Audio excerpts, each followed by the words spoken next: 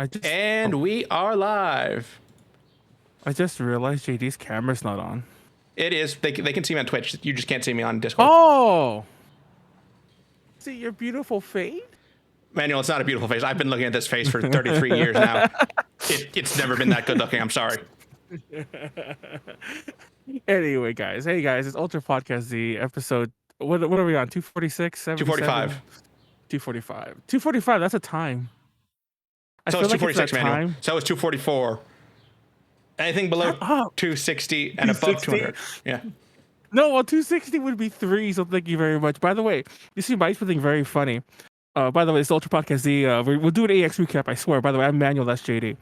I saw a TikTok today, or it might have been this morning, doesn't matter. And it was somebody rolling the percentile die, like, a D10 and like the one that goes to the 10s. Mm-hmm.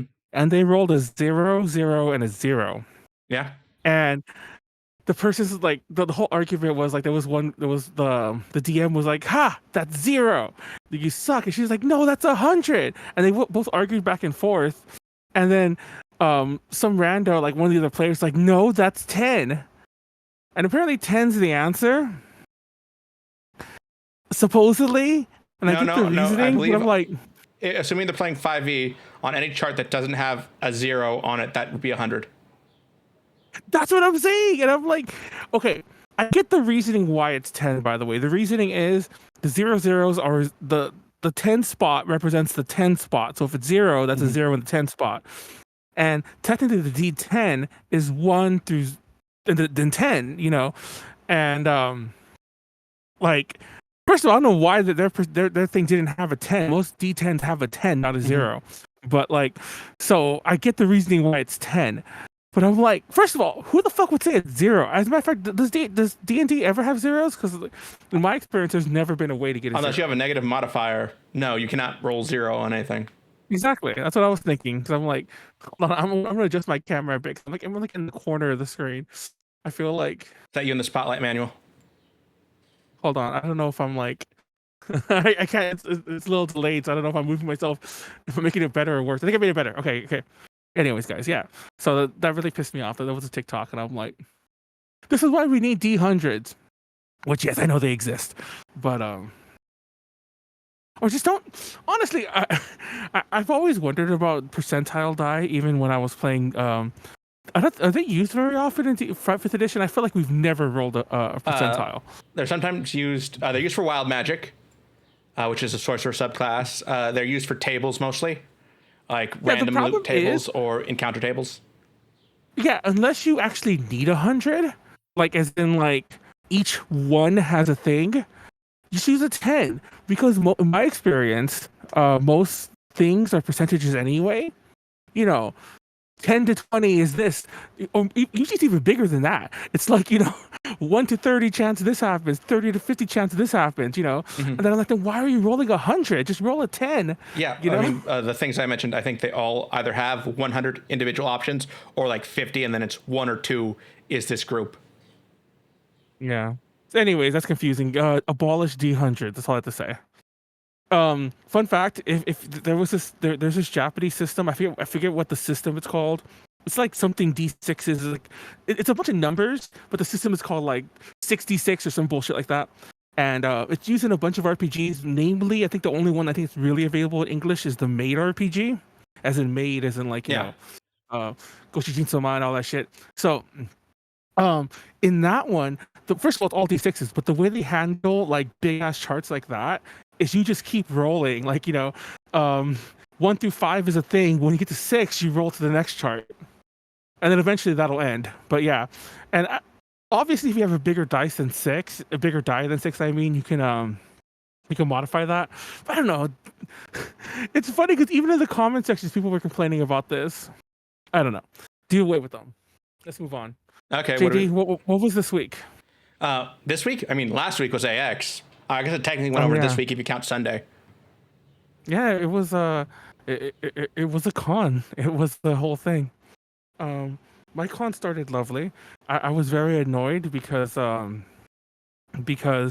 literally the day or so before the con happened, the Handlery Hotel, Hentai Matsuri Hotel, decided to charge me a fee. And well, first of all, I get the bill.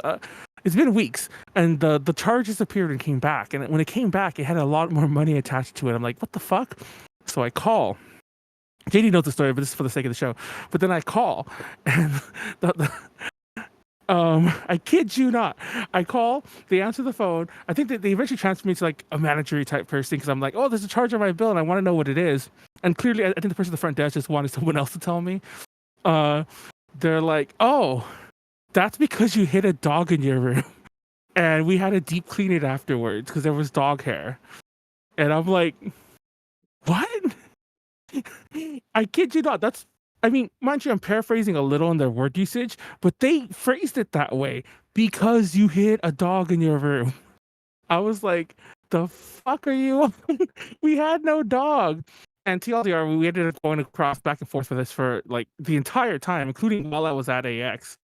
And it got to the point when they're like, "Oh yeah, we're not going to refund you," because like, you even though I sent them pictures and and I'm like, the pictures show the room like it was actually a nice room. I was actually kind of pleased. I'm like, look, I didn't say this part, but we didn't even trash the room like we usually do. Like, just like, just with stuff on the floor, like crumbs everywhere. It was actually really nice. I'm like, I'm impressed for us. And it's funny because the neighbors next to us at that con, they had a dog, and I'm 99.9% sure somebody in housekeeping just fucked up because the hotel was fully booked. And I don't think that hotel is ever fully booked because it's like this mom and pop hotel in San Diego. And when they were cleaning the last day, they had a lot of clearly day worker people there, which I'm not saying anything's wrong with that, but they had people who weren't like, you could tell they weren't the actual like staff because they had to clean the whole hotel. And I'm sure they don't have enough staff to do that on most normal days. I'm pretty sure that these day worker types just like were just checking boxes, and maybe the room next to us had a dog. I mean, like, well, the room next to us definitely had a dog, but the room next to us they probably trashed the room. And I just couldn't believe it. And then even there was one point when I was like, "What about our pictures?" Because when she said she wasn't going to refund us, I'm like, I even sent through the evidence, and she's like, "Well, we don't know when these pictures were taken," and I'm like, "There's no way." Like, I'm a boomer and I know this. There's metadata. It like, hover over the picture. It tells you when it was taken.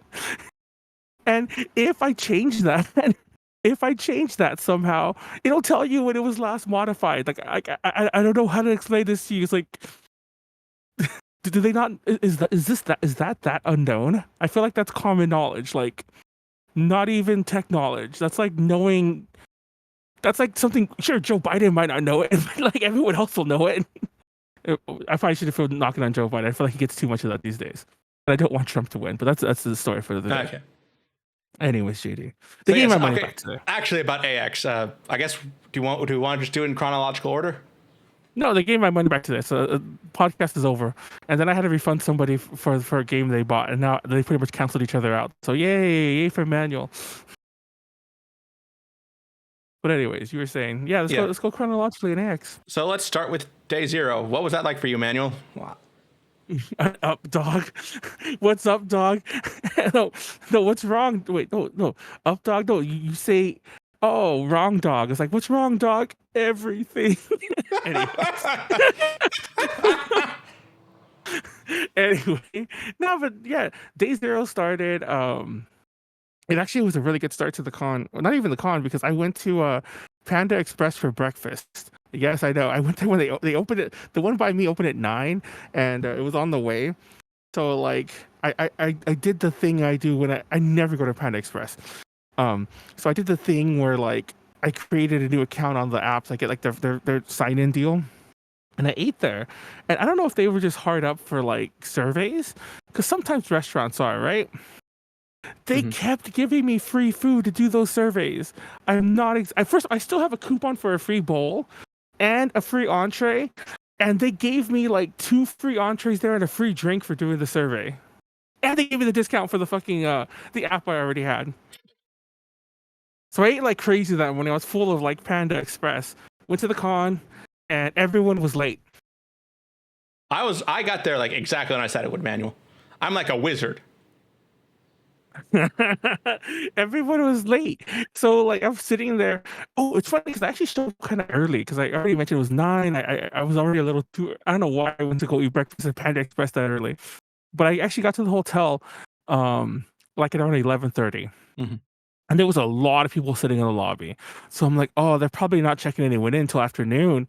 So I just sat there for a bit, like about 10 minutes. And I was sitting there, I'm like, you know what? Even if they charge us like $30, $40, like, to check in early, I'm just gonna pay it, or I'll just like I'll just I'll just rob JD in the middle of the night. So like Man, I don't carry that much cash on me, right?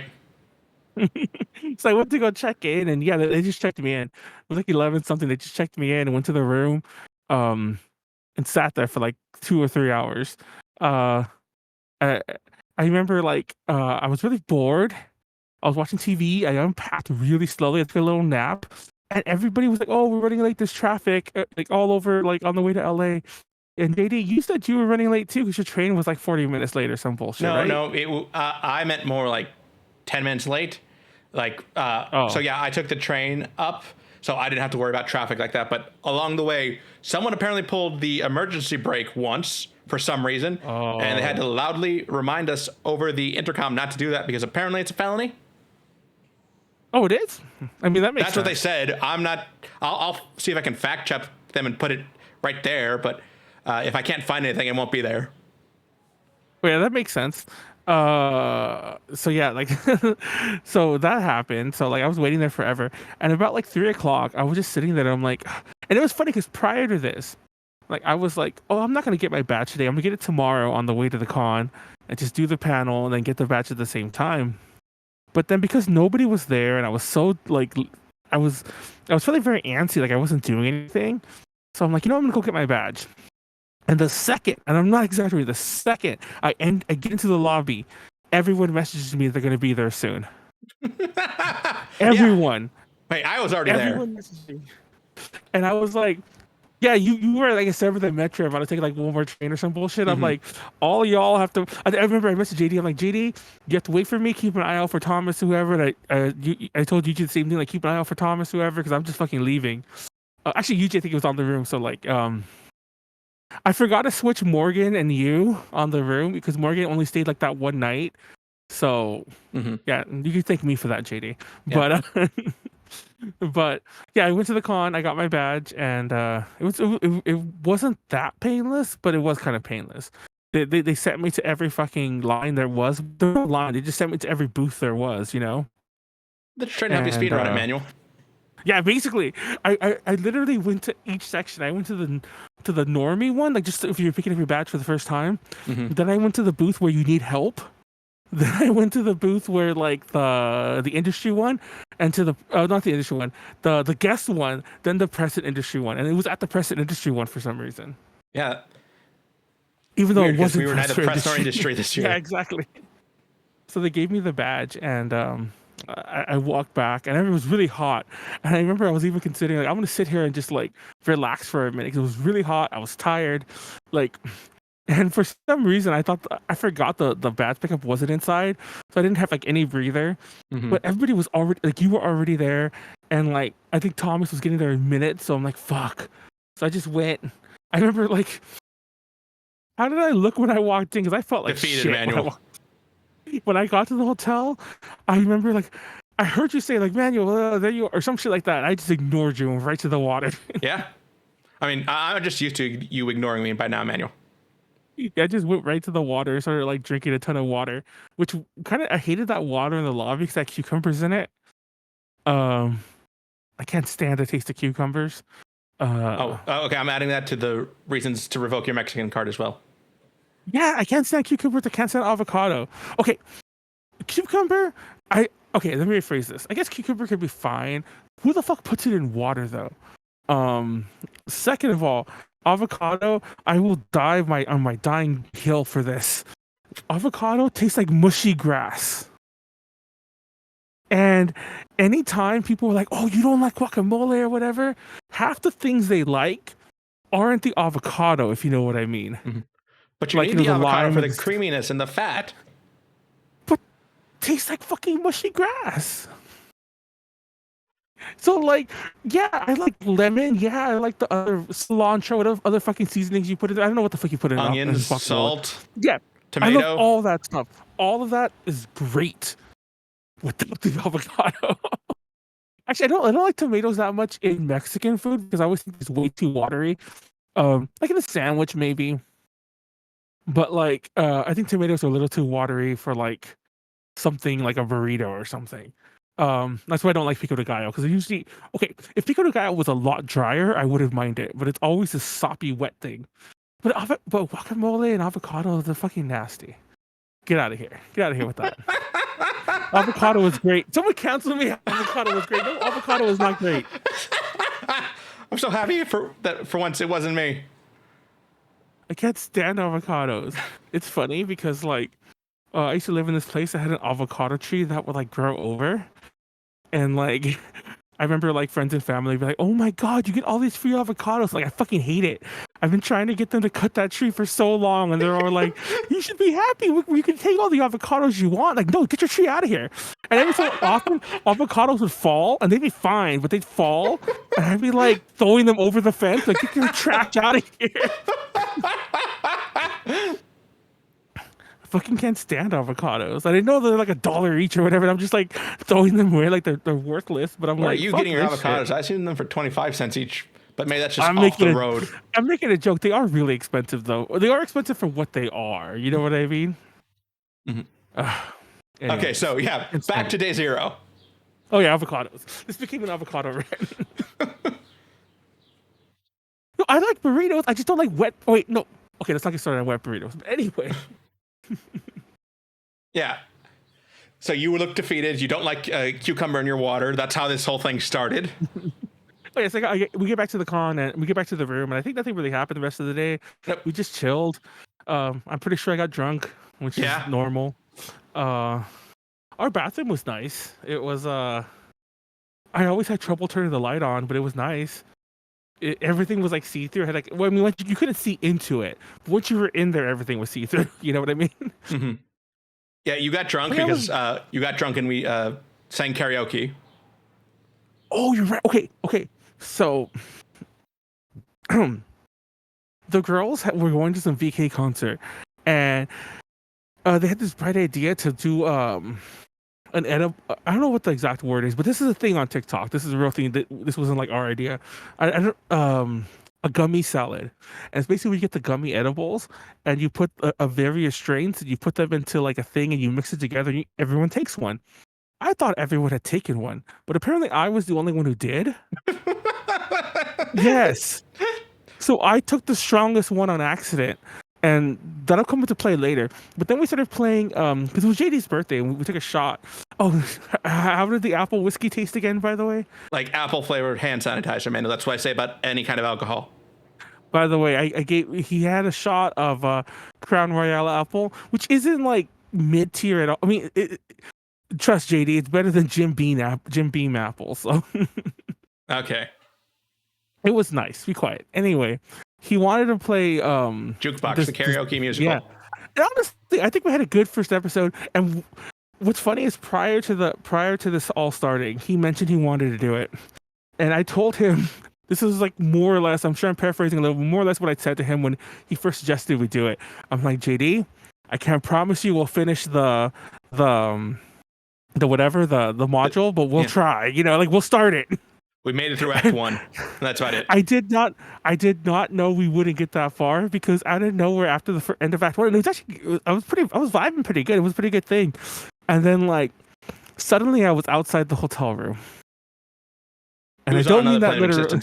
Yes, like I mean like my soul had left my body, and it like hit me like a ton of bricks. I'm like, oh no, I'm not good. So I messaged Gigi. I'm like, which one was the 20? Which, by the way, was the highest you could do of the edibles. And yes, I took the strongest one, and I was dying. I was floating, and I regret taking that edible. That kind of ruined that whole first night. And this, kids, is why you don't do drugs. Yeah, don't do drugs, kids. Just do alcohol. Alcohol's better. I was including alcohol in there, but okay. Nah, alcohol's not a drug. Anyway, but yeah, that was night one. Mm-hmm. Everyone came back, and I was still high as fuck. Mm-hmm. So Oh, okay, night zero. Yeah, yeah. night zero. I meant night zero. Day one. Well, what did you do day one? Because my Oh day yeah. one is a lot different. Uh, Day one was probably my busiest day. I think Morgan and I both left the room about 8:45 a.m. We weren't like going anywhere together. We just happened to be leaving around the same time. We made it to the con center about 9, which is when like the gates I think were supposed to open, and it only took us about another 15 minutes to get it on day one. Which, oh, thank you so much to whoever did the new line planning. It was so easy to get in every Oh, I day. didn't like the line planning. Hold on, let's stop and talk about that for a second. So, Manual. AX. Last year it took me more than an hour to get in. This time it barely took me 15 minutes, and every other time I could just walk in. Okay, I do agree that there was like less dying outside, but as somebody who like I should say live, somebody who knows the LA Convention Center like the back of my hand, it was annoying how hard it was to just get into the whatever that main hall is, the one where the exhibit hall actually is. Mm-hmm. It was annoying how indirect it was to get into there. What do you mean? Like you couldn't just walk in that front door. You had to go around like the back kinda and like down that little street that was closed off. Wait, sorry. At least Are you talking vendors and artist alley or entertainment? vendors and artist alley. Oh, okay. I always go in through the West Hall. See, Or the other hall. that's what I was saying. If you only go into the West Hall and just walk the whole thing inside, I guess that's fine. But if you were trying to get in just to the other hall, it was bullshit. You had to basically walk down that whole street that was closed off, like while the food trucks were, Pico. and then come in and then come up the back. And I kind of get why they did that because like now you don't have that weird mob thing. Just now you can mob the street. But it was obnoxious. I hated it. There was a point later on when I'm like I'm glad I never tried to go to like the exhibit hall fully on my own because I would have hated that. But Well, why did you go guess, around that way? It was much easier to go in the West Hall from our hotel. Oh, because we Ubered there one of the nights. Oh, okay. Yeah, see, Yeah, we Ubered there. I just walked every time, so I definitely got my steps in every day. For the record, I want to point out that I only Ubered once and I regretted it. I Ubered back because I was really out of it the way back. I was actually playing it off really well. I didn't want to worry anyone, but I was like super dehydrated. I felt like I was gonna pass out. I needed water in me fast. And then once I get back to the hotel, I just start drinking alcohol. But I did not feel well at all. But I found it funny that even though I only Ubered that one time, everybody else wanted to Uber. Everybody else, except for you, everybody else complained how far the hotel was, and like it really wasn't. Yeah, it only took me like 10 minutes, maybe. Once I figured out that I could go, basically between the convention center and the Crypto.com arena. Okay, it's still the Staples Center to me, but I'm gonna call it by its proper name now. Past the Marriott, and then I could basically see our hotel from there. It's like, okay, yeah, now I know which way to walk. Yeah, I mean, like the hotel itself was nice. I guess it's not as close to the JW, but it's literally one more block. Yeah, It is not, and people were acting as if we were like the most inconvenienced we've ever been in our lives. I will admit it was a weird distance, whereas in it was far enough that it was maybe a 10-minute walk on a bad walk. I mean, it took me, manual, slow as fuck manual. It took me like 25 minutes to, well, probably a little more than that, but it was less than half an hour to walk there, give shuffled around because of my badge, and walk back, you know? yeah. So, do you? I think it's okay if we say it now. We were at the Indigo this year. yeah, we were at the Indigo. The DoubleTree would have been shit. The DoubleTree's way out in Little Tokyo. We're at the Indigo, so we're like, it's the JW, it's the Residence Inn, the courtyard, this weird little empty lot, and then it's us. Mm-hmm. And like, it's really close. But yeah, like I said, it was a weird distance where like it was a little too far. I get it if you were manual, which for some reason I wasn't complaining. If you're a manual, I guess, or it was just not far enough to Uber. You know what I mean? Mm-hmm. Yeah, I beat you guys when you got the Uber after your second panel. Well, the Uber back was stupid because we had to wait for like it kept showing that it was there and it got stuck at the light for like 10 minutes. Mm-hmm. But once we were in it, it was fast.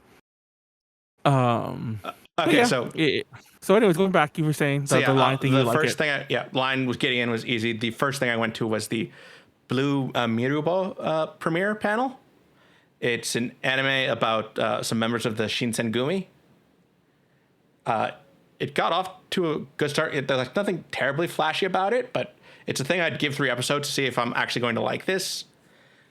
Basically, I'd say sometime in the I don't remember when they got like the group got together, but like after the group has mostly died out, Shinpachi, one of their members, is relating a story to some like young trainees about 3 members who have like been more forgotten by history. I don't know if these specific members are real or not, but it starts out kind of the 2 rough guys or 2 seemingly rough guys are in town, children disappearing, so people are blaming them. Wait, what And time was then- this premiere?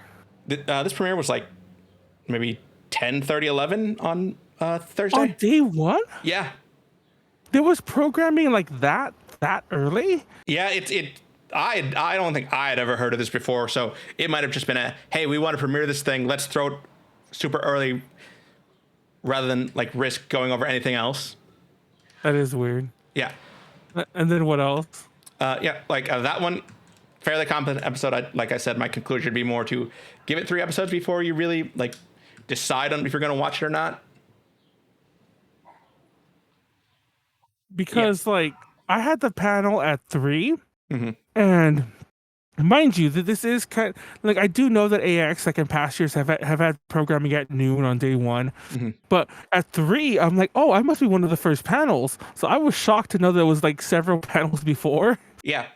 And then after that, I went to a trivia game called Spin the Wheel, which is essentially just 2 teams of 3 being asked general anime trivia.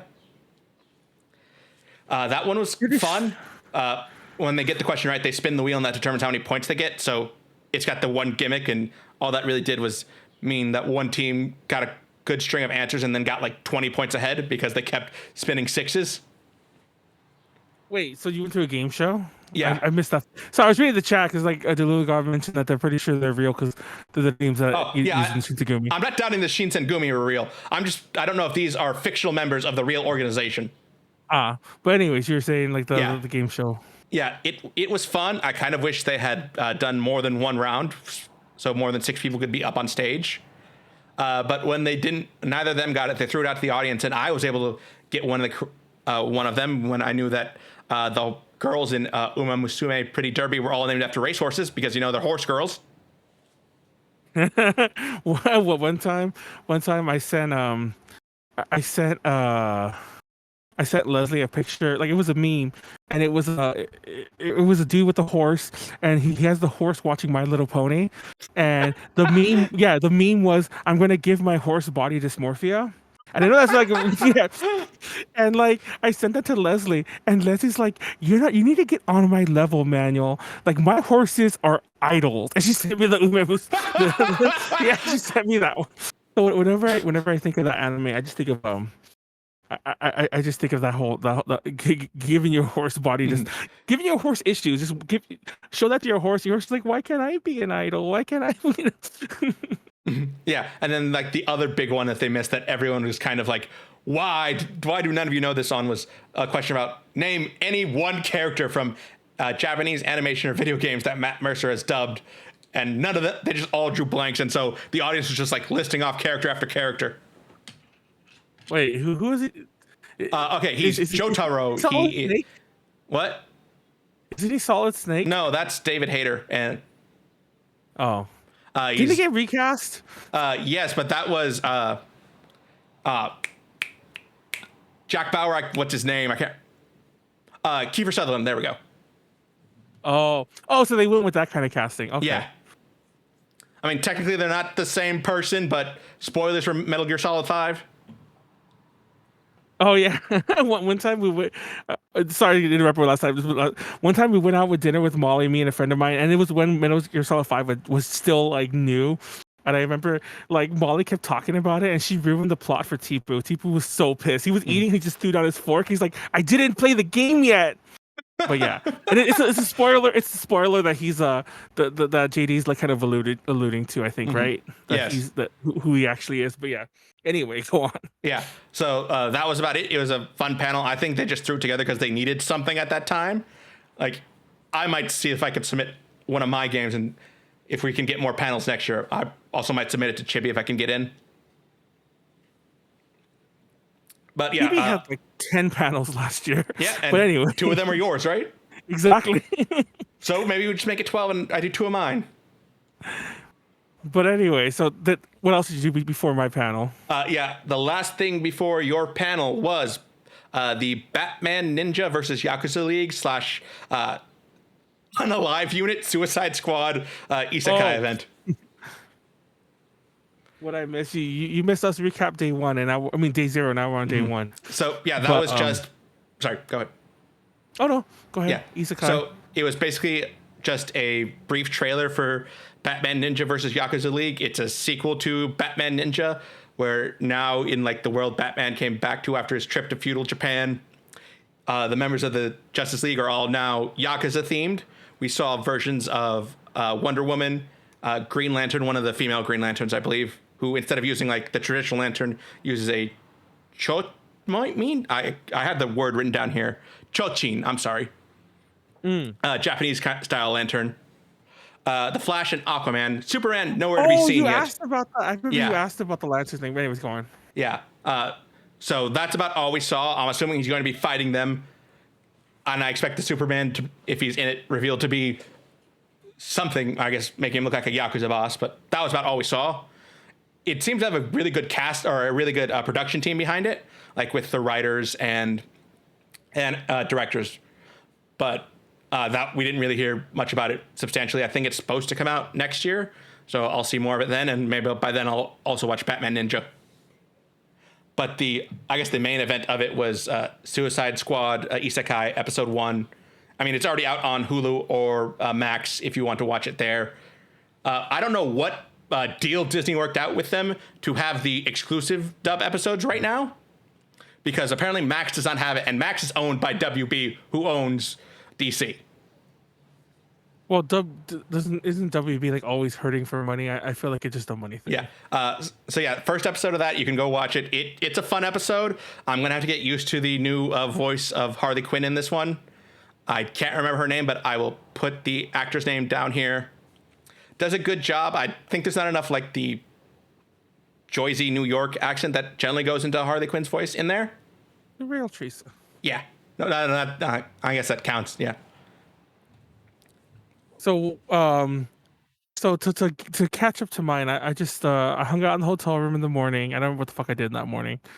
Probably drank. I'm sure I drank. Walked to the con. Oh, I remember now. Like I did drink, but I walked to the con. I went there really early because I was anticipating like just some fuck shit to get in, like always. So I was like 2 hours early, and I get in, and there was no problems. Like there was no line. I just got in, and I walked to the other end. I like walked into the exhibit hall because I was just curious. And you didn't mention this part, but like the pit was kind of even like there was some separation going on in the pit too. I didn't like where it was meant to like funnel traffic one way or the other. I guess. I mean, do you mean like going between the halls or? Yes. Yeah. The problem with me was, I know this is just kind of a me thing. Like there are times when like I change my mind. I just don't want to go somewhere anymore. But if I turn around, I'm going against the grain now. I feel like it's almost like spots where you could move between them. There kind of are, but like part of the issue was I felt like if anything, I felt like you were more being funneled along than before. And when I saw in the exhibit hall, we talked about this before at the con. I mean, we talked about this during the con too. But like, I get it. It's industry, whatever the fuck. But like, the exhibit hall felt like 20 big booths. And by big, I mean gigantic. But it felt like just 20 big booths. It was like, it's like the most wasted space I ever seen in a convention. And you All might right. be like, no, you know, like, but like, you don't get it. Like, you've been to E3, right, JD? No. Oh, okay. Well, Sorry. okay. Sorry. I have been to an E3 event. I went to, was it the Nintendo World Championships or the Smash final that they did Well, like, back I've in been to. 2016, 2014? My sister and I cosplayed as the Animal Crossing villagers. I will find pictures of it if I can. There's no other industry event I feel like that gives the handful of like giant people the run of the place like AX does. Mm-hmm. Like, it just blows my mind. I'm like, how do they just give? How? Why does Bandai take up like literally like maybe like 10% of the entire hall? It's just like I get their huge distributor. Why give them so? Just make this Bandai Con then. Um, and like they usually have booths other places too. I don't know. Maybe it's the boomer in me. I remember when that one hall, like what we now consider just the exhibit hall, not only did it used to hold Artist Alley, but a third of it was main event that you'd get to from the outside, and there was seating area.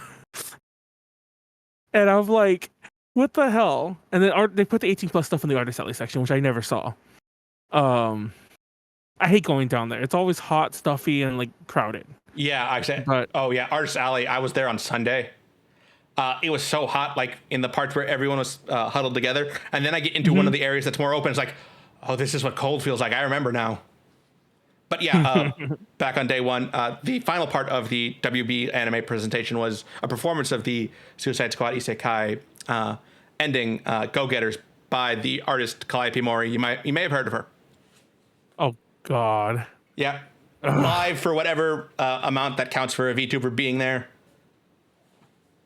I And, I don't know. and then after that, I knew your panel was coming up, so I was like, okay, I better make sure Manuel's actually going to make it to his panel on time. So I went back to the hotel, and they're like, oh yeah, he's already gone. He actually left early. I was like, wow, Manuel did something right for once. It's funny because like I left pretty early and I wasn't actually no I remember because I went with Nestor and Nestor I think that was the day he took a bunch of edibles. He was me the night before. Mm-hmm. Yeah, it was the edibles. I remember like he ends up like he just leaves because he's like I'm gonna go get some food, and I did my little wandering because I was really early, and then like I get to the panel room because I'm still early, and I'm like I'm just gonna go sit in the panel room. It's kind of hot in the hallway, and I'm just gonna go sit in the back. I was in 411, which if you've been to AX before, it's the theater, well, the smaller theater room, the one that has like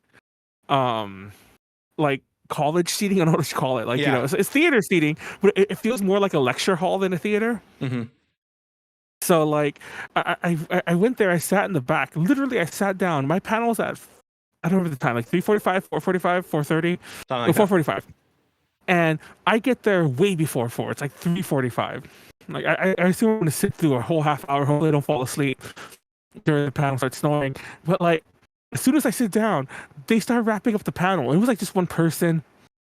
I don't even know what the panel was about. There weren't that many people there. It was actually funny because when they were done, they got up and left. Only like one person left. Like everyone else just stayed there sitting. And I don't think that they were there for my panel. I don't want to sound like I'm tooting my own horn. Maybe they were just like there for a panel way later, or they were just escaping the heat. But because they were in the back and like where I was sitting, and I introduced myself to the staffers, and I'm like, "Oh, I'm the next panel. It's an hour from now." Yeah, there were 40 So, minutes yeah, between panels like that day one. I didn't know that. So I was sitting at the front and did the test. I was just sitting there. Eventually, Nestor showed up with food. Tiffany showed up. Everyone showed up. Panel went off without a hitch. It's actually probably one of the better 2000s panels I've ever done, I think. And I also think I was really on, like, for most of it. Pretty much all of it, honestly. The end I'll get to in a second, but like, and that was funny because I was really tired. I was low key a little hungover, and I was just, you know, I was really annoyed because like at one point, some staffer comes in, he walks in and he goes to the Q&A mic, and I thought he was gonna take it away because I'm like, oh, we're not doing a Q&A.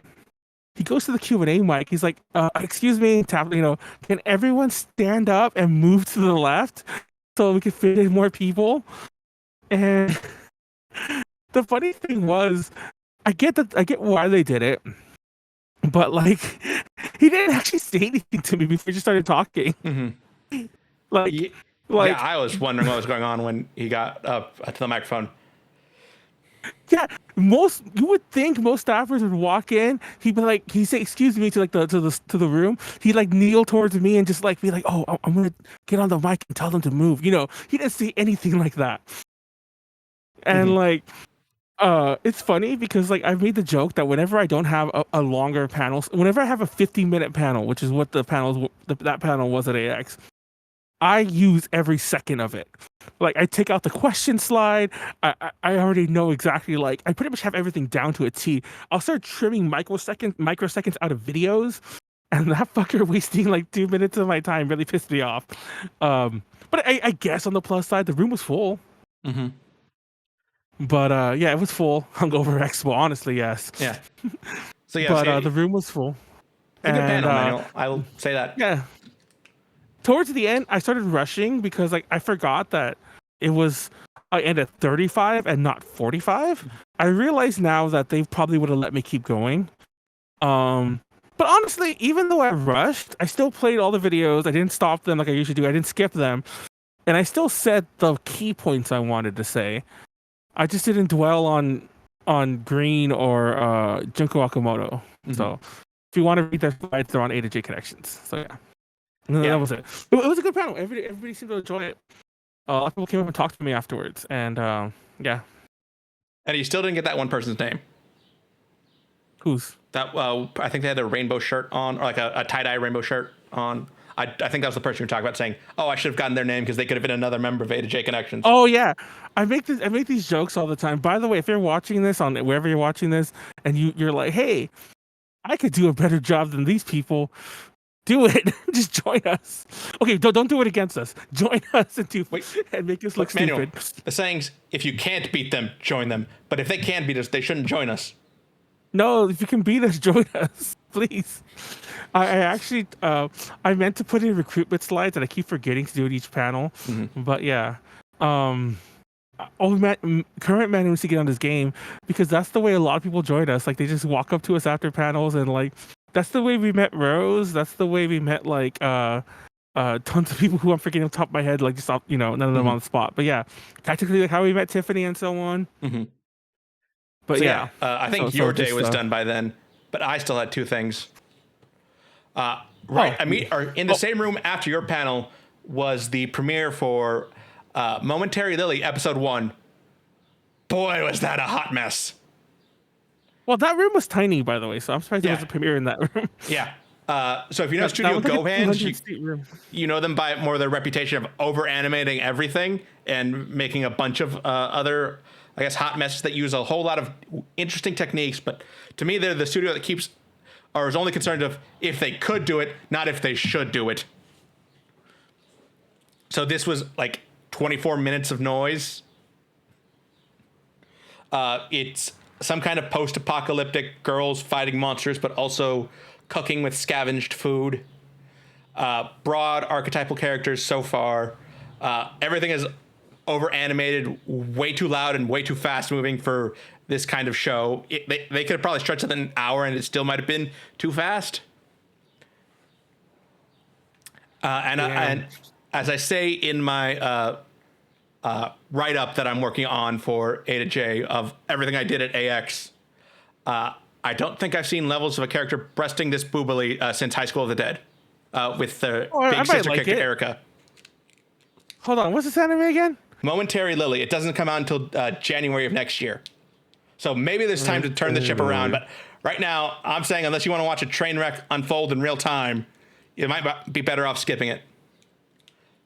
And then Wait, what is up with Erica's hair? Yeah. Do you see it moving? Like it's just moving for no good reason? Yeah. That's Every what I'm girl's saying. hair does that. Why? Gohan just really likes animating everything they possibly can, even if it makes no sense. It feels like I'm playing a really bad PS1 game, not PS2 game with like weird hair physics. Anyways, Yeah. After this panel, I headed back to the hotel room. But while I was exiting, I noticed that our roommate from the past 2 years, Mr. A to J Cosplay, I'm not going to use the real name just because I'm also going to mention the article they wrote for ANN and link it right here about this. Yes. We were swapping our opinions, and we basically agreed. But they have written about as best as anyone I think can put how much of a bad episode this was in their write up. So you'll see it down here. You know what you got to do, right? What? You Plagiarize gotta it or do the good. Yes. no, That's Manuel? what I'm it not was. plagiarizing. I will just link you to it right here. They are a friend of the channel. Rather than be like, write a better article and like, some friendly rivalry, like, no, you gotta gotta go watch the H Bomber guy video to get the skills. Pull a Philip Mewson, is that his name? Philip Mewson, and then just plagiarize. I'm kidding. no. I joke. Yeah. And then the last but yeah. bit was another premiere that weirdly was also in the same room as the first premiere. So my day ended exactly where it began. And this was for 2.5 Dimensional Seduction. Oh, is that? No. It is just It sounds like- Yes, I know it does. It was also an 18 plus panel, so I didn't know so all of they're- what I was getting into, but it's streaming on High Dive this season. So it might skirt the boundaries, but it is still technically not adult material.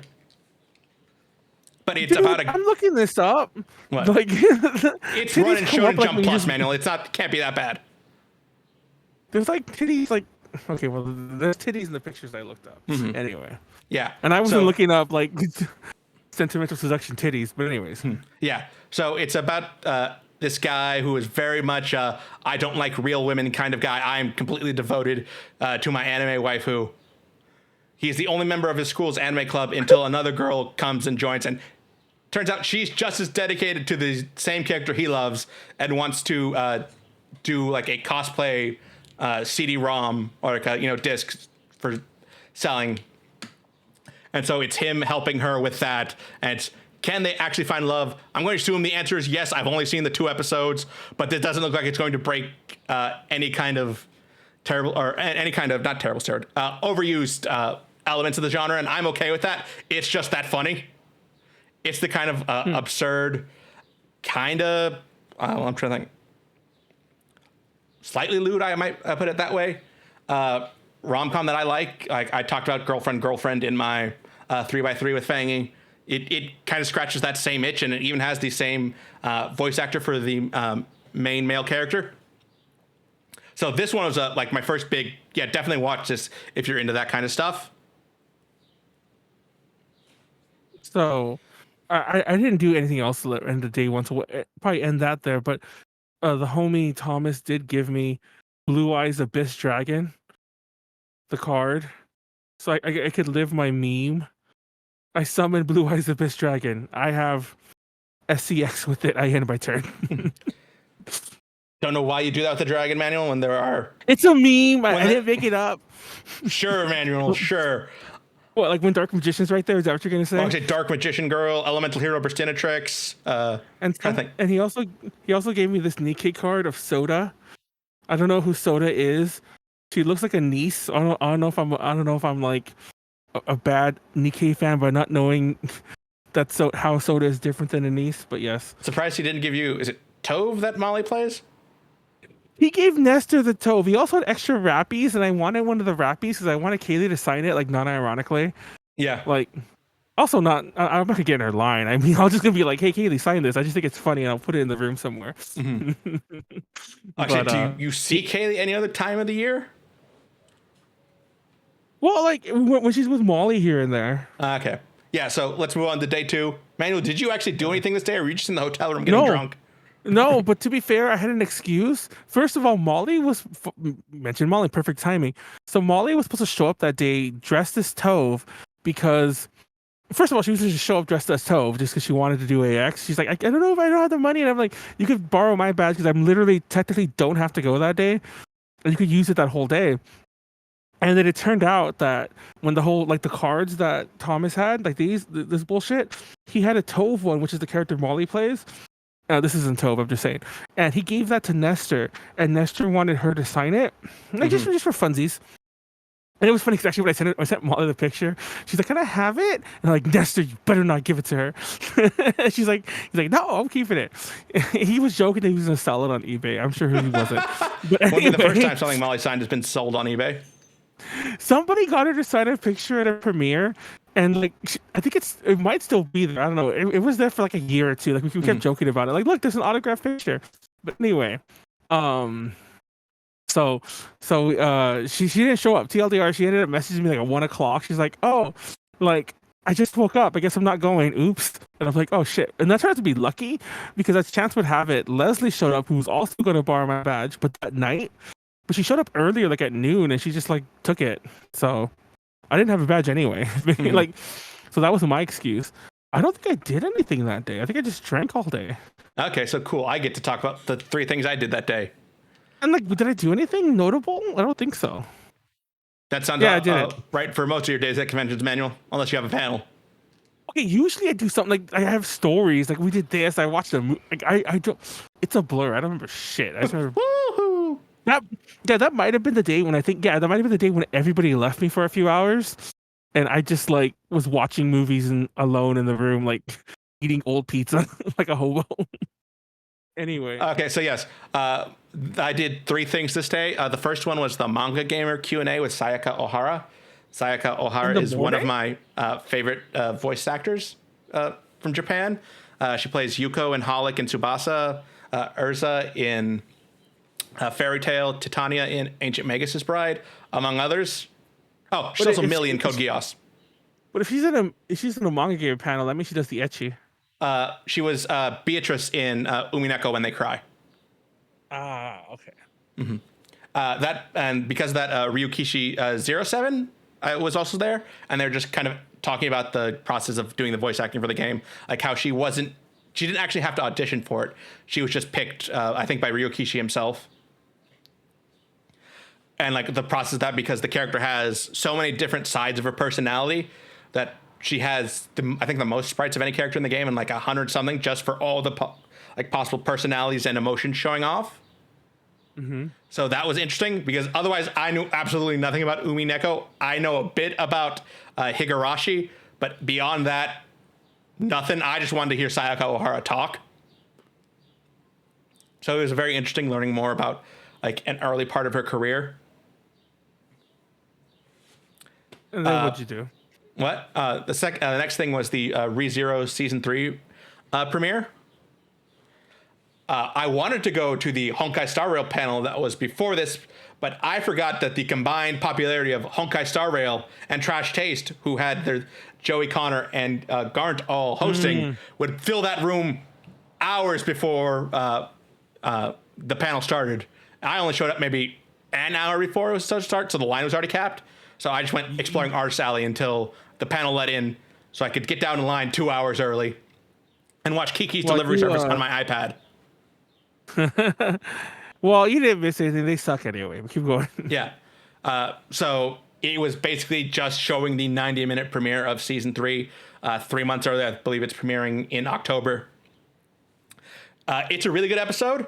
It kind of feels like it should have been 4 just because there are essentially 4 plot lines leading up to the big like wham part that is episode 4. So I can kind of see why they wanted it as one 90-minute special instead of 4 24-minute episodes. But I kind of wish there was more connective tissue for the first like 75 minutes of it. But as soon as like that scene happens, you are just like, I am watching this. I am paying full attention. I am not going anywhere. I don't care if I have to pee my pants to do it. So yeah, I'm really looking forward to that. I love ReZero. It's one of my favorite isekai series. And I'm sure it is Manual as well, especially English dubbed. It's because Kaylee's in it. Yeah. Kaylee plays Best Girl Amelia. And yes, I will die on this hill. I will fight for this. Oh, that E was for Amelia, and not for Kaylee. But yeah, that E. I don't know about her being best girl. So yeah, watch that. I'm assuming it's season 3. If you sat through 2 seasons of this, you're probably going to watch season 3 anyway. So I don't know if I really need to give an opinion on that. And then finally, my last thing later that night was the Way Forward developer panel. I actually took a lot of video from this. Hopefully by the time that this is on YouTube, we'll have posted those to our YouTube. They're basically talking about their most recent releases and their upcoming releases. So there was stuff about the Rose and Camellia collection. And I finally heard that song you had been talking about. And yeah, it is kind of weird that they got Christina V to sing it in Japanese. See? Okay, for those who don't know, real fast, the Road to Chameleon collection, we reviewed it in A to J. There'll be a link somewhere. So they did this game, and I googled it and checked it up. This song, the theme song for the game, has a Japanese version, but they redid it. But they didn't do an English version. They did another version in Japanese, and no shade of Christina V. Actually, it's a good version, but it's just like okay, it's not a good version. She's a good singer. But she's not a native Japanese speaker, you know? And it has that really good mix, but it has that YouTube anime voiceover dub, you know what I'm trying to say? Like quality to it. And Yeah, like, why did they do this? Just kind of really weird. Yeah, hearing that because it was in their like trailer section for it. I The believe thing that upsets me though. Oh, sorry, go ahead. I believe it's in the video for Rose and Chameleon. I kind of split it up by game. Are like 7 videos on it. Yeah, I just want to say real fast, though, my big issue with it is because it's in Japanese, when a Japanese version already existed, it feels like a vanity project. And I'm just kind of iffy on those periods. You know what I mean? Yeah, I'm just Like, I know she's done openings for a bunch of the other games like River City Girls. but not in Japan. Well, Yeah, okay. but not in. Yeah, she's done it in English. Yes. Yeah. Anyway. So yeah, there was parts about Clock Tower Rewind, parts about River City Girls 2 and the Double Dragon DLC that's coming out for it, including preview of a rap tune from the actors for Billy and Jimmy. Jimmy and Bimmy. Yes, Jimmy and Bimmy. No, Jimmy and Bimmy were their April Fool's announcements. Sonny is still very sad that he didn't get invited to the party. But yeah, that looks like it's going to be just as fun. They talked about how they rewrote and re-recorded every line specifically for Billy and Jimmy because of complaints that they basically used the same script for every character. Because there are 6 playable characters in the base game, so you can swap through any of them, but the lines will be the same. But so yeah, I'm looking forward to that, getting to play through that again with new characters. They talked about Yars Rising, how it's kind of a new story in the Yars world. That one I'm interested in because I have been following all the new Atari games, and that's part of the series. Like I think I reviewed Berserk, I forgot the fuck Berserk Recharged, and Lunar Lander Beyond, and I was surprised to hear that WayForward is involved with that. Like Atari's giving good money these days. Yeah, that was cool. Like I said, there'll be more videos so you can see more of it yourself. They had a Q&A, which went on for about 20 minutes. There's also a trivia section, and I would have gotten the River City Girls one, but they said I jumped the... They said I jumped the gun and raised my hand too early, but because I guess they hadn't technically finished the question, but I already knew the answer because it was like, what 3 River City Girls 2 antagonists are related? And I was like, oh, I know this one. It's Sabu, Sabuko, and Ken. I guess Ken is technically adopted, but he is still related, a family relation. Did they give you a prize? No, because I didn't get called. It was the other guy who raised his hand, and they gave him like 5 chances to guess Ken, and they were basically feeding him to him by that time. Like, it's a game. That's all I didn't get. I'm not that mad. I just kind of wish I had gotten the chance, especially because it seemed like they had called on people who raised their hand earlier in the question than I did later. But hey, I got my River City Girls standees last year, so I'm good. They also announced a new secret project. I don't know if they've announced it publicly yet, but it is in the One More Thing video that will be on YouTube eventually. And it was really funny because someone had asked them a question about that during the Q&A like 5 minutes before that. Oh, yeah, I remember you mentioning that. Yeah, okay. Yeah, okay. So that was day 2. It was a fun day, even if there wasn't that much I did. Day 3. Let's move on to day 3. What happened in day 3? The first half of day 3 was basically just getting Kaylee's autograph. Oh yeah. I woke up about. I'll find the picture later. Oh, I'll let you tell the story. Go on. Yeah. Do your version. Yeah, I woke up about 6 o'clock. Left the room by about 6:15. Got to the convention center at 6:30. There was already a decent line like going up towards the Crypto.com arena. Well, I heard from everyone else, from the girls, that there was lines because everyone was just for the same line. So even if you wanted somebody who was like who probably had nobody caring about their autograph. You were boned because you still had to compete with people who wanted like, you know, I Yeah. can't think of who else was there guest wise, but you know what I'm trying to say. Yeah. Yeah. You're But fucked. basically, I got in that line. Then they opened the gates. Then I had to get into the actual autograph line and wait there for about another hour and a half as that went forward to get the ticket for Kaylee's autograph. Then I went back to the hotel room, rested for a bit before going to the JW Marriott to wait in line to actually, get Kaylee to sign stuff. So I didn't finish this up until about 12:30. So that was about Damn. 6 hours of my day gone. But I got my River City Girls 2 poster signed. So now I have it signed by both Kira and Kaylee. I got my River City Girls 2 game case or game cover signed. So once again, have all 3 of those games signed by Kira and Kaylee. And then I got my Misako acrylic standee signed. I got the background of it signed. So now I have both of those signed. So I think I am officially done with getting River City Girls merch signed by both of them, unless they announce River City Girls 3 next year. And then I'm just going to burn $500. For the record, you're crazy. But second of all, I agree. Brian in the chat going on about like how the one line to get all the autographs is insane. Yeah. AX used to do that back in the day, but that's a weird thing to bring back because that was like an old school, like before AX was anywhere near this size. I just can't believe that there was always one line because even if you had the ticket, I saw it from the outside, but I didn't know what those lines are for. I like the little annex, the parts of the GW that it gives on the where the autographs were. Mm-hmm. The gold was like it was called. Yeah, in the gold ballrooms.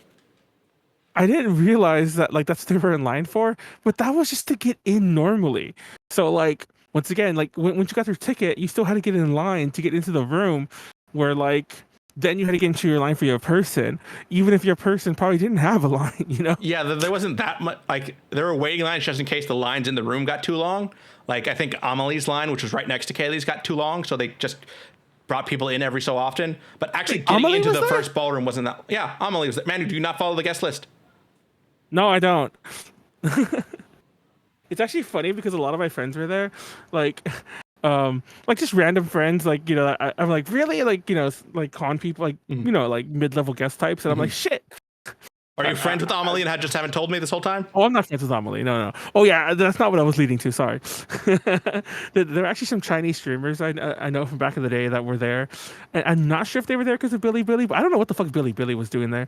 I made this joke at the hotel because why Billy is there at any convention in the US blows my mind. You cannot you technically can, but you're not supposed to make an account if you live in the US. Like they don't allow you. And there's no way, period, to make an account unless you either know Chinese, are willing to deal with Google Translate, or go to a third-party like Reddit thread or something like that, where somebody walks you through it. So I'm like, why did they have this? Oh, and the sign-in process is stupid because it uses this phone system that China has. Yeah. Like, like it's not like a password. Like, so Yes, it's not like. I've seen it for other like Chinese things. You need like an actual Chinese phone number, right? Exactly. Yeah, it's like the you got to earn your social credits on there too. So I just find that wild to me. It's like, why does Billy have a booth here? You can access the site, watch it in 480p or some potato quality, or you have to jump. You have to literally jump through hoops. There's no way a normie could get an account. Mm-hmm. Like I have to use a VPN. I have to like do all this bullshit, and I'm only logged in on my desktop because like it breaks it if I do it anywhere else. And if I accidentally do the wrong thing, I get noticed and I get deleted. Yep. Okay. So anyway, sorry, I forgot how. Of course, I got you your gift manual. I got Kaylee to sign a print of Alice for you, saying that she was so excited to be voicing your favorite SAO girl, because if you saw either our Isekai episode or the short I made of it, you know how much he loves Alice and how shook he was to learn that Kaylee is Alice's voice. It's funny because I actually bought a double-sided frame, and it's so like they're not related at all. But like I guess I'll put it on the other side of the Yunaka, like the not safe for work Yunaka frame. So like when I don't want to show the titties, I'll just flip it to like the Kaylee autograph. It's no, I specifically bought a double frame for the Yunaka one because I'm like, oh, I could flip this, so I don't have to like if I have strangers in here, people are gonna judge me. They don't see the titties on the wall. But now it's gonna be Kaylee's autograph, I guess. I had definitely for the other side anyway. Fun That is fact. actually a good use for that manual. I applaud Yeah, that. yeah, fun. I'll have a picture of it. It's actually in the Yunaka thing back there, so I'll just take a picture of it later. Oh, I already But took a screenshot of it too. So oh, sorry. if you want to get one of it framed, that's fine. But otherwise, I can just put my picture in the edit. Okay, yeah, there you go.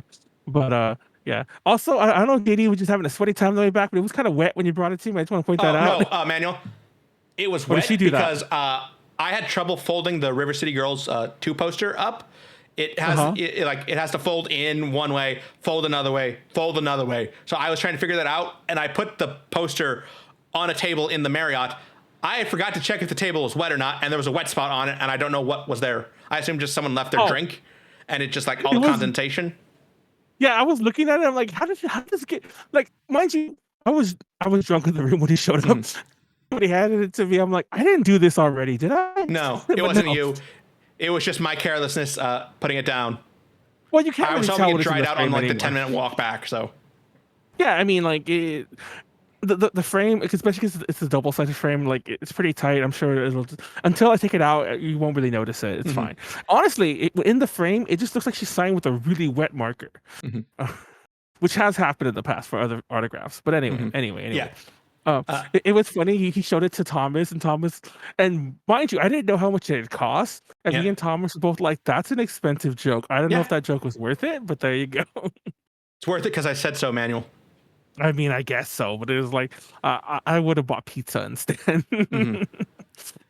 I'd say I don't tell Wait, you what to do with your money, but I do sometimes tell where you what Jeff to do with at? your He money. speaks Chinese. Okay, Anyway, so since we got to start wrapping this up quickly, next thing was the Oshinoko season 2 premiere. I had just watched season 1 like a week before Anime Expo, basically just so I could go see this. I'm not the biggest fan of season 1. I don't think it started that strong. I know people are gushing over episode 1, and I was like, this episode has a 20-something director speaking to a 2-year-old like he's a 13-year-old, and the excuse is, I watch YouTube. It's like, okay, this kid should be saying like 3-word sentences at best, but is stringing along complex ideas and no one like, that's strange. That was what really took me out of that episode. Had it just like focused on I think it would have been a lot better, but it's still a solid show. So I wanted to see season 2 premiere anyway. It was a lot of fun. I think it's a better start than season 1 with all the groundwork they've already put into that. It's the play they were talking about, if you remember the end of season 1 from last year. So it's the process or adapting something like that, and kind of the politics and the back and forth between the original author, the director, the writer, and all of that crew kind of going on so far. So it's going to be an interesting season if that's all of it. It was really weird that they had Ruby's voice actor there when she has maybe 3 lines in the first episode and nothing in episode 2. But I'm assuming Aquamarine or Aqua's voice actor couldn't make it for whatever reason. But it was still fun hearing about their process of getting in the anime, how I get Aka Akasaka, the writer, when Ruby's voice actress had auditioned, apparently said, yeah, we've just met like Ruby in real life. And she was real happy about that, and obviously got gas from the audience. The only real thing I think they screwed up here was apparently they were giving out cards as you were coming in. I don't know if it's just because they let us in so early that Sentai staff hadn't been prepared, so they weren't handing it out to any of us. But when they said, oh, hey, check your cards to see if you got one with a star on it, half of us were like, what cards? But it was just a giveaway of, I think, a signed copy of the manga volume 1, not signed copy, just a copy of the Blu-ray for season 1, and then Shikishi boards for like every major voice actor and I think the producer. And it ended up going to someone cosplaying as I, so it was kind of fitting. Okay. So yeah. So then was it my panel? Yes, it was next to your panel. Oh, sorry, no. So, it was the other idol panel before yours. Oh, well, let's not talk about that one. That one doesn't matter. It's a good panel. It combined too much into too little time. Like I said, it was like 70 years of history. For the record, like, I didn't go to it, obviously, but just by reading the description, it was either it does, from what JD explained. I'm sure they know their stuff. I feel bad that I was actually being really mean about it before. But I was also joking before, but um, I do think that feels like if I didn't have my year plan or my 2 year plan of doing all these decade panels one at a time, it feels as if like if maybe like they told me, Manuel, you're gonna die in a month, and I'm like, shit, I gotta do my ultimate panel, you know. Uh, it feels like that's what that panel kind of felt like. There's no way they could properly do all the information. You know what I mean? Yeah, some of it felt kind of contradictory. I think I told you before. She had talked about how, like, saying City Pop hadn't been that big, like, commercially or whatever, but then it was followed by, oh yeah, and they were playing it in malls, stores, basically anywhere in like the big cities. Like, that sounds like commercial success, even if it's not selling the units. I think I'm gonna do a panel on City Pop, and I'll just I'll do like the real version, the version Japan knew in the '80s, not what we know now. Yeah, or That's a good panel idea. how it's more popular today than it had been when it first came out. I don't know if that's more specific artists or just City Pop in general. Well, yeah, I talked about this before, like in between the panels when JD was giving me the rundown. I was just like, what are the big things? And I've mentioned this in my '80s panel, like which is called More Than City Pop, ironically. Um, like that's the title, but one of the things about city pop in general, especially in the '80s in Japan, is that nowadays when we think of city pop and we want to listen to all the classics, obviously I think it's thanks to Plastic Love, we think of all the female artists, we think of like the idols who did it, and don't get me wrong, there's some great music there. But I think everyone forgets that or doesn't know more accurately that in the '80s most of the city pop was done by bands or by male artists. I mentioned before, like the very first the song that's considered like the what Roxanne was to new wave, as in like, you know, the song Roxanne by the Police. What Roxanne was to new wave was Monta and the Brothers Dancing All Night was to new music, and new music is what eventually is known as city pop. Um, and yes, so Yeah, I think it's mostly like City Pop and the idol movement. So that I guess where that Venn diagram meets. anyway, and so that might have been the reason for some of these skewered parts. But then it was your panel, Melanie. Would you like to talk more about your panel? yeah, real fast, we watched Money in the Bank at the room. It was an all right pay-per-view. I didn't know it was 5 matches, but like 4 hours long. That's bullshit. It was some drawn out, full of commercials, long ass intros. There was a bunch of botches during it. I guess it was fine. I had fun. I got really drunk during it. Had to walk to actually we Ubered to the con because I was really drunk. And that was I had to do a very roundabout way to get to the room because like they didn't even have the exhibit hall area open anymore because I guess it had closed. So you couldn't get in through that side anymore unless you came around the other end. And even then, it was just to get to like the rooms that were there. And so I was like, shit. If I'd have known that what we were gonna have to do, I would have been like, I broke my leg. I'm gonna go up the elevator here because we had to go all the way up to the 3rd floor from outside. And we joined a line on accident. It was annoying. TLDR just took forever to get there. I get to the room. I'm pissed off. And the room, it's time for us to go in, but the room hadn't let out. The panel ended. And then it turned out that like they were doing a Q&A.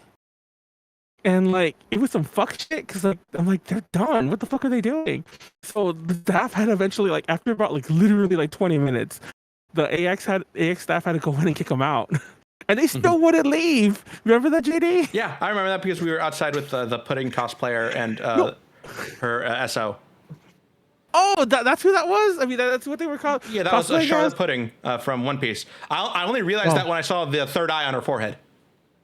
So it was funny because we went inside and I'm trying to like, they kept telling them they have to leave, but they wouldn't leave. It got to the point, I'm not even sure if I was a special guest or somebody a very Japanese person because it was like a common writer panel, but like I had to like almost push past someone to get up the stairs because they would not move. And by that point, it wasn't like crazy, but by that point, it was only like 15 minutes before the panel. They'd eaten up a lot of the in between time. So it was like, I need to start plugging in, you know, it's AX. I don't know if something broke, you know. Mm-hmm. But did the panel, that one was a little, I mean, the turnout was good. I think there was a lot of issues with like the timing and the fact that there was another similar sounding panel right before. No, I think, okay. Man, no, I was just referencing the Blink-182 song. Oh, don't ever, not you, but I'm saying, I'm not about to yell at you, GD. Don't ever say that I don't take feedback seriously. Um, so when I did this panel at Fanime, and JD, I don't know if you remember it at all from I ALA. wasn't a Fanime, so But at Fanime, it was kind of a similar panel because, mind you, the panel is called J-pop idols of the 1980s. Like the idols are the focus. But when I did it at Fanime, Callie was all like, I like the panel, but like I wish you'd done more like stuff in between. Like this is what happened here, and here are the artists that define it, and so on. You know. So, mind you, I still think I need a full another rewrite before that really happens. But that's what this version of the panel was. It was more like history lesson, bit of a classroom lecture, and then we hear some good music in between. And I think I did an okay job. I think I needed more transition slides. But other than that, I think it went well. I always. I wish I was more people were able to come up to me afterwards. They kicked us out big time because like the next panel was 18 plus. I had to get rid of the room. yeah, they had to But clear the like, room. but like I wish I'd gotten to talk to more people because I wonder, especially the 80s one, because it has this whole negative tinge to it that I don't know how to get around. You know what I mean? It like I feel like that's part of the panel. That's what I wanted to do. You know, tell this panel, tell the real story of the 80s. You know, and like, for example, did you notice how when I first mentioned Akimoto Yasushi before I even got to a slide or Nyako Club and I mentioned them in passing, people were cheering? Like they knew the name? Yeah. And then when I finally mentioned him, I mentioned him as this creeper who's dating his like, you know, teenage idol like person that's creepy. And I'm like, I always wonder, do people like come in, they're like, oh, you know, he's talking shit about the things we like. I like it too. It's just like I just feel like you were telling like as it actually happened that he was a man in his 20s at the time. Oh, he was in his 30s, but he was dating. Yeah, dating a much younger woman who was, and it's a power dynamic, you know. And like once again, I don't want to do the panel again, but like they're still married today. They have a daughter, blah blah blah. But I think that nobody wants to ever say this shit because he is such a huge part of Japan's like pop culture push and everything like that. Like he's literally friends with the prime minister. Or he was. That was Shinzo Abe. He was like homies with all the time. He did like he was on the Olympic committee for doing their music or what their entertainment. Okay, I was about to say.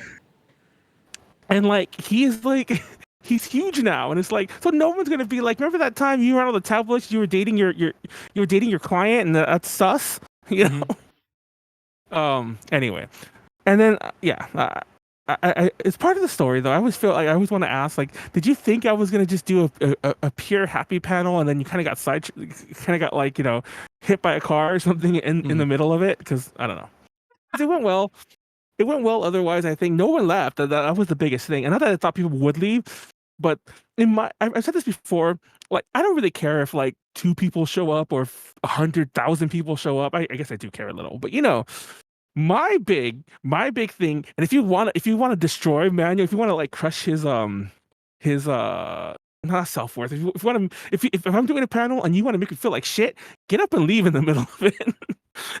I will beat myself up and wonder what I said that made you leave. But yeah, it wasn't that full, but like it was decent full for the bigger room and the time slot and everything. Yeah. But like no one left. That's what I consider the big barometer of how it went, and I was able to get through everything comfortably. Like I was surprised by that too. I was like, I'm like, oh shit, I'm gonna have to rush at the end, but no, everything went through smooth. I was able to get like I don't think I rushed even at all. And that room they were gonna cut me off if I took too long. So that was it. It was good. Yeah. I hope I get to do it again. Yeah, and then after that, I was just going back to the room and basically everyone else partying and me just really wanting to go to sleep, but having to deal with everyone else partying. So there's like an hour there and I was just lying down, listening to music on my AirPods because I did not want to follow every conversation that was going on because I cannot filter that out. You gotta do like the Thomas and Morgan way back in the day because they would just go to sleep. Off topic, but Shrek 5 might get an official release. Yeah. Fun fact: when Annie was gone on Friday, I forgot about this. I was watching random movies. I watched the entirety of Shrek 1 and Shrek 2. Oh, Yeah. yeah, I watched both of them, but Shrek 2 I had not seen since I was a kid, so it was kind of refreshing to watch that. Yeah, I know. I was there for the holding out for a hero part, and the white Bronco, which preceding it. Oh, you were there. Yeah. 'Cause I think I don't Friday think I was was the day there for part called, one, but I was there for for Shrek 2.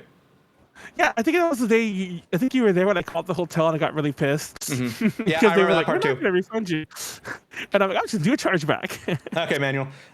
Anyway, so that's it. Let's move on to Yeah, day and 4. then I don't think you had anything. I went home. Yeah, it was day 4 is always the day with the least amount of stuff. Honestly, the final day of most cons, I think, except for I think was it Offkai you talked about last year, where they actually had like Sunday programming for a decent amount of time. Yeah. Also, I think it's a lot of cons in general are trying to do that now because like even Hentai Matsuri, like when I left like at 3, like, and I mean like left, there was still like I wanted to see. I was just curious. There was like an idol performance. I was going on like at 4 or 5, like way after I was gone. I was literally on the bus moving to LA, and there was a performance I wanted to see back at the con, and I was like, ah, shit. Yeah. So Yeah. the only thing I did this day was Anyways. the charity auction. I am still amazed by how much money some of these things go for. Like signed copies of Trails Through Daybreak went for $1,500. Whoa. Yeah. Like I know one of the producers or directors or something was there and had signed these copies, but it was 2 brothers bidding, jacking the price up. And I was like, can you guys not agree to like split custody of it? Does your mother have to come in and say, okay, it's Jack's turn for the game now? It's Jackson for Trails. Yeah. I'm not a huge fan of all the current Trails games. I love East. If there was some, I mean, I'm sure there was something East related, but if there, um, that's my hot take on Nihon Falcom. I wish Trails wasn't so popular. I also wish Kaylee wasn't in it, just because I could enjoy the dub more. Okay. No offense to Kaylee. Sorry, man. That ship has sailed. I'm pretty sure that's the game I told Kaylee about at Anime Boston 2022. That was the game. That was the game because she ruined. 'Cause I love that. Okay, I know I just finished saying I don't like I don't like the Trails. I don't think the Trails game is that important, but I do like the Trail series, and I do hate that like one of my favorite characters is voiced by her just because it takes me out of it. Okay. So yeah, a signed Gundam Shikishi with like Sayla and a couple other characters drawn on it. I don't remember who actually signed this, but I assume it was like an artist or something. That went for $4,000. God damn. Yeah, I really hope they made their $35,000-ish dollar goal for the charity Kizuna, which is about, I guess, raising awareness and understanding with Japanese culture in Little Tokyo. Seems like a very good cause, and I actually managed to win something this year after like 5 years of trying. What you bid? I paid $150 for 4 One Piece wanted posters, including Mihawk, Crocodile, Chopper, and my favorite character, Nico Robin. Is that the one with the titties? Man, no, that's just about every woman in One Piece. You're not. But is that the one with the big titties? Once again, Yes, do you realize how little that narrows it down, Manuel? Yes, and it was the one I was thinking about, like the snake-looking girl, because she has a body like this, and it's like she's wrapped up. But yes, You sure you're not confusing her with Boa Hancock, the one who was actually snake themed?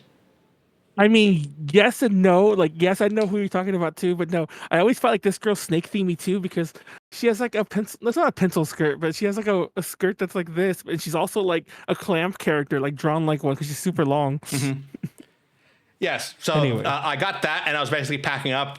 The only other thing that weird that happened that day, well, I lost my badge, but we eventually found it in someone else's bag.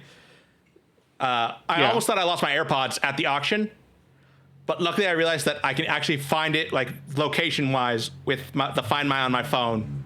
So I was like, Oh, remember when Brian lost his phone? Yeah. And like all you heard was the beeping for like an hour at night. Yeah. And we were all fucked up, and you had to find. You had Yes. to wake up You had to wake me up to find it.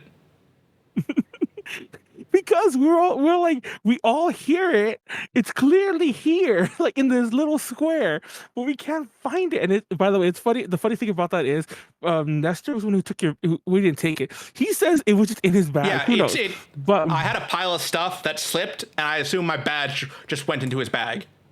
But the reason I bring him up right now is that he knew where the phone was, apparently, because he had left an hour or two before. Apparently, when he left, he had saw that Brian was laying on the floor, like between the beds. He's like, "Why did he put his phone there?" He had saw that he had put the phone in that gap between the mattress. Yeah, in between the mattress and the frame, which is why Yes. none of us were able to find it until I said, "Oh wait, it's right here."